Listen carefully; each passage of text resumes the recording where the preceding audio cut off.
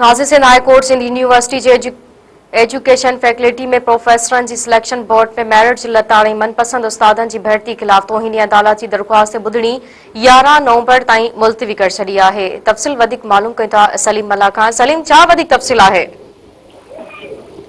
जी बिल्कुल, Sindh university education faculty में प्रोफेसरन जी सिलेक्शन बोर्ड में मेरिट जी जेका लताड़ मनपसंद उस्तादन जी भर्ती खिलाफ तौहीनी अदालत जी दरख्वास्त ॿुधणी अदालत पारां सिंध यूनिवर्सिटी इंतजामिया ते सख़्त कावड़ जो इज़हार केस जी जेका आहे उहा ॿुधणी मुलतवी कई वई आहे।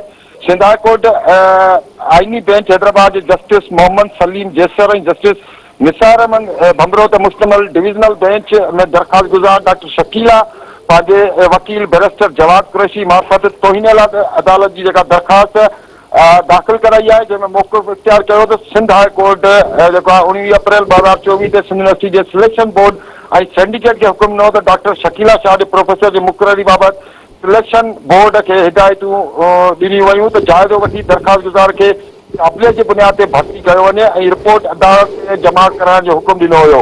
अदालती हुकुम जे बावजूदि सिंध यूनिवर्सिटी जे सिलेक्शन बोर्ड मेंबरनि ऐं यूनिवर्सिटी इंतजामिया दरख़्वास्त गुज़ार जो केस न ॾिठो, न ई इनकार जे लाइ को ख़ासि सबबु ॿुधायो।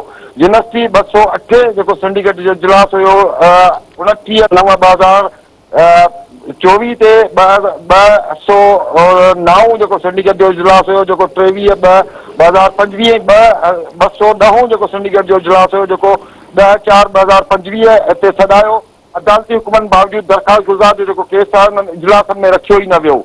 सिंध यूनिवर्सिटी जे अॻूणे वाइस चांसलर डॉक्टर सिद्दीक़ कलोड़ो पंहिंजे दौर में पसंदीदा माण्हुनि खे फ़ाइदो ॾियण ऐं पाण खे सहूलियतूं हासिल कराइण जे लाइ बाक़ाइदा सिंडिकेट जा इजलास सॾाईंदो रहियो ऐं सभु फ़ैसिला पंहिंजे हक़ में ई कराईंदो रहियो।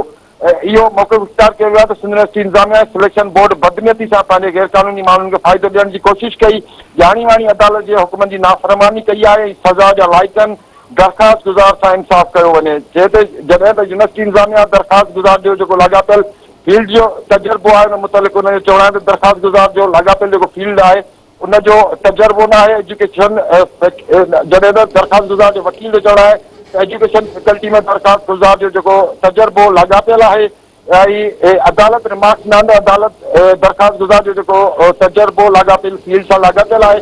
खां PhD होल्डरनि खे तंग कंदा त छो न हिन हू अदालत में ईंदा।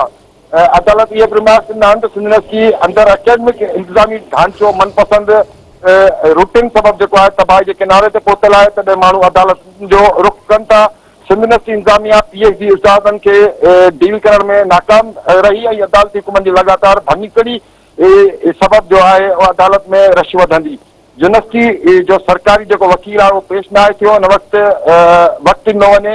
अदालत धुरिन जा जेके दलील ॿुधण बाबति जेका ॿुधणी आहे उहा 11 नवंबर ताईं मुलतवी करे छॾी आहे। जी वरी महिरबानी सलीम तफ़सील खां आगाह करण जे लाइ।